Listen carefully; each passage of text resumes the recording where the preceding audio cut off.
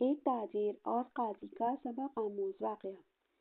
ایک سوداگر کی تھیلی جس میں 400 دینار تھے گم ہو گئی۔ اس نے اعلان کیا کہ اس طرح کی تھیلی گم ہو گئی ہے، جس شخص کو مل جائے وہ لے آئے تو اسے 200 دینار انعام دیا جائے گا۔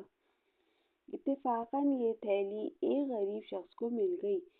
وہ اسے لے کر مالک کے پاس انعام کی امید میں پہنچ گیا، لیکن سوداگر اپنی تھیلی کو دیکھ کر بدنیت ہو گیا اور اس غریب آدمی سے کہنے لگا، یہ تھیلی میں نہایت قیمتی موتی بھی تھے، کیا وہ بھی اس کے اندر ہیں؟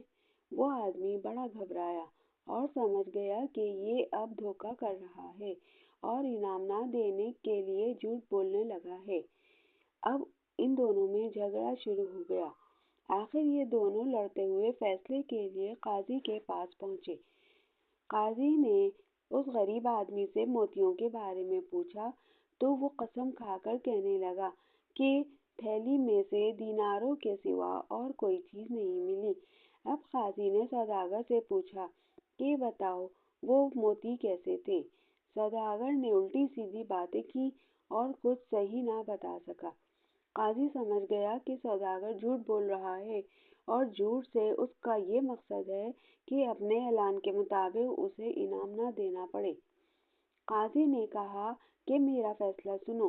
اے سوداگر، تمہارا دعویٰ ہے کہ تمہاری تھیلی گم ہو گئی جس میں دینار تھے اور موتی بھی تھے، اور وہ موتی ایسے تھے اور یہ آدمی جو تھیلی لایا ہے اس میں کوئی موتی نہیں ہے، لہٰذا میں اس نتیجے پر پہنچا ہوں کہ یہ تھیلی تمہاری نہیں۔ لہٰذا تم اپنی گمشدہ تھیلی کے لیے پھر سے اعلان کراؤ۔ ممکن ہے تمہاری گمشدہ تھیلی تمہیں پھر مل جائے اور تم کامران و بامراد بن جاؤ۔ بہرحال یہ تھیلی تمہاری نہیں ہے۔ پھر قاضی نے اس آدمی سے کہا، یہ تھیلی 40 روز تک احتیاط سے اپنے پاس رکھو۔ اگر اس کا کوئی دوسرا دعوے دار نہ ہو تو یہ تھیلی تمہاری ہے۔